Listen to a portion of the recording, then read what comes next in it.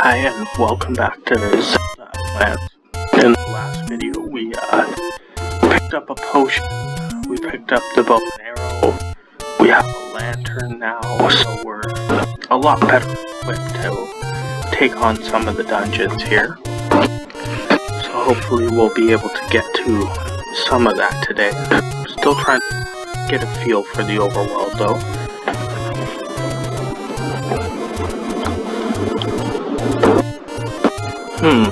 That looks like 12 knights.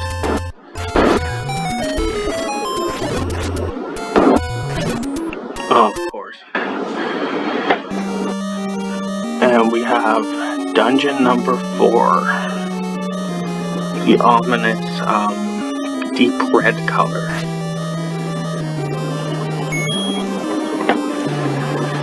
Now, I know in the original NES version of the game you needed the bow to kill these characters, but they definitely did not split off into P-hats, so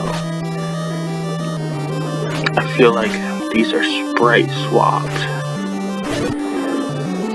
which means we can probably just kill them with the sword.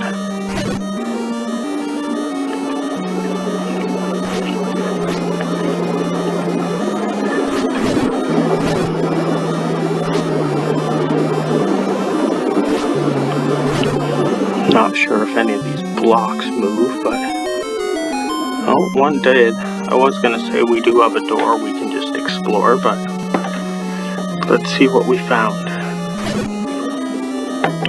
Not a treasure room, unfortunately. It would be kinda nice to find the boomerang by now. That usually makes playing. Oh, okay, so these Lionels are swapped with whiz robes. They do a lot of damage, so we're gonna have to watch out for them. Of course, the notorious red skeletons that make it so we can't use our sword. Those are gonna be very annoying in this dungeon. Luckily now we have the bow, so we can still fight some enemies if we lose access to our sword.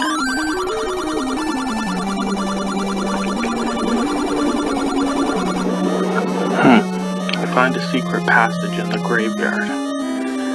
I wonder if that's gonna be dungeon 5, maybe? Or maybe just secret hidden treasure. Oh, this is gonna be real pain in the butt if we can't use our sword for the rest of the dungeon now.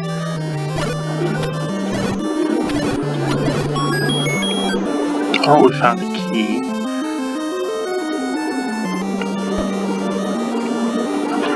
Can never seem to line up properly with those doors. Now these blue skeletons are skull heads. They give us our sword back when we get hit by them, so I have to remember that room, and if we get hit by a red skull, we can go back and use that room to get our sword back.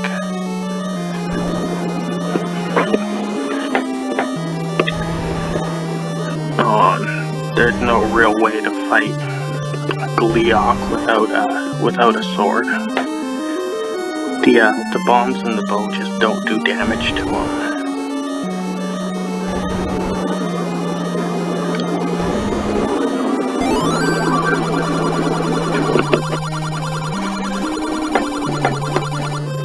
Oh no, that door locked behind us. We're gonna have to go back around now. But that's the joys of learning a new dungeon. You make mistakes sometimes.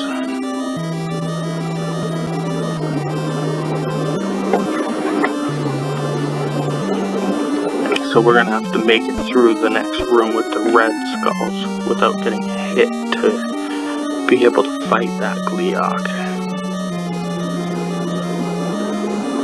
Not quite sure how I'm gonna maneuver this yet, but there isn't really another option, so I'm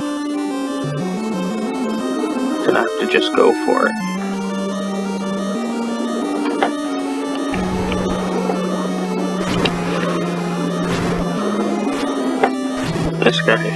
hopefully won't be too challenging with the Master Sword. I guess we're gonna have to use our potion.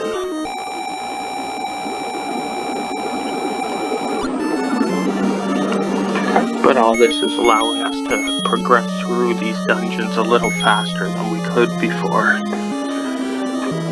So maybe we'll only have 1 or 2 deaths instead of 6. That would be our map. Kind of a small dungeon, but doesn't mean we'll be able to get through it very easily.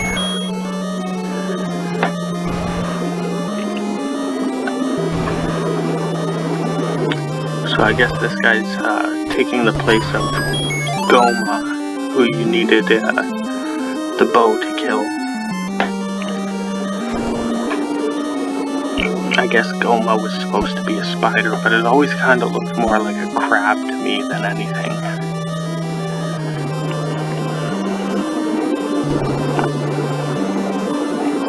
Okay.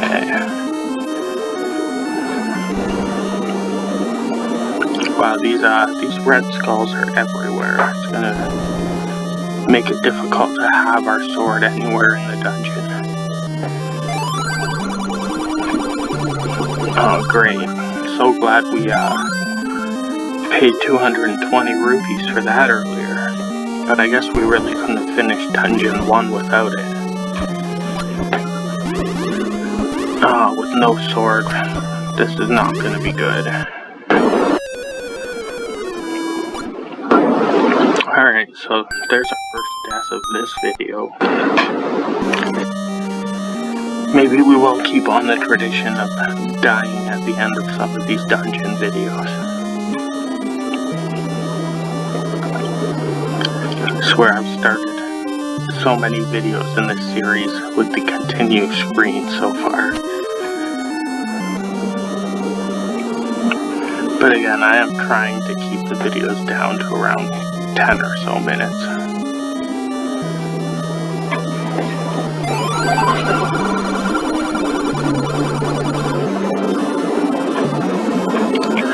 I'm kind of wondering what everyone's doing to keep busy while everyone's locked up inside.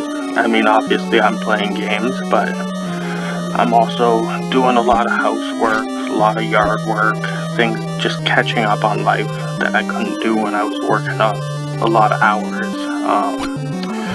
Also started growing a garden just to keep busy. Need to have some projects on the go and feel productive in life. So, doing all that and starting up a YouTube channel just to keep busy. So I mean, this is all kinda just a for fun type of project. But we'll see if we can, yeah, that was the brick we moved.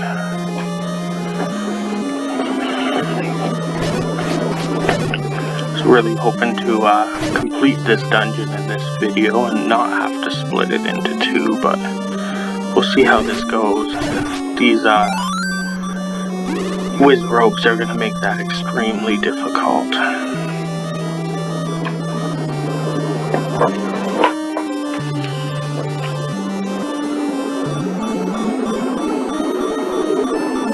A pretty tough dungeon for only being dungeon 4 in the game. I used to seeing whiz rope show up in, what was it, dungeon 6 of the first game.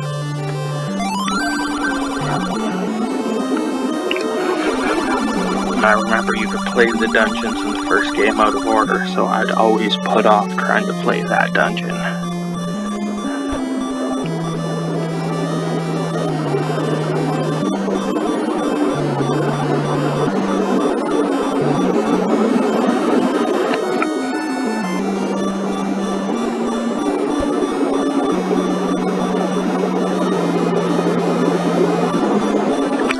So, once again, have to get past these guys without losing our sword power. It's just not going to be easy to take on all of those whiz ropes without a sword.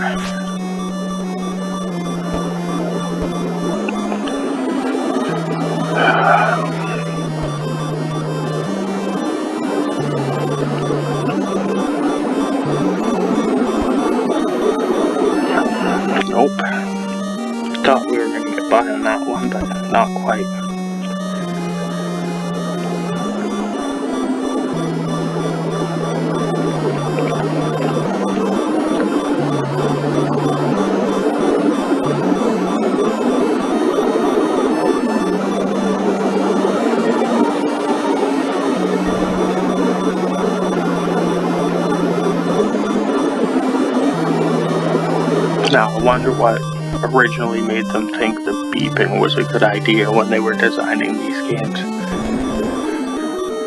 As if we're not going to notice our health's getting low, they thought they needed to add some sort of warning sound for us.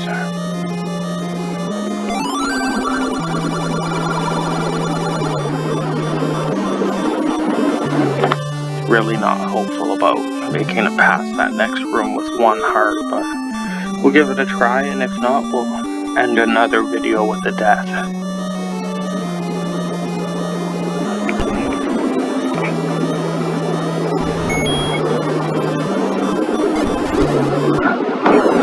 Alright, thanks for watching. We'll see you on the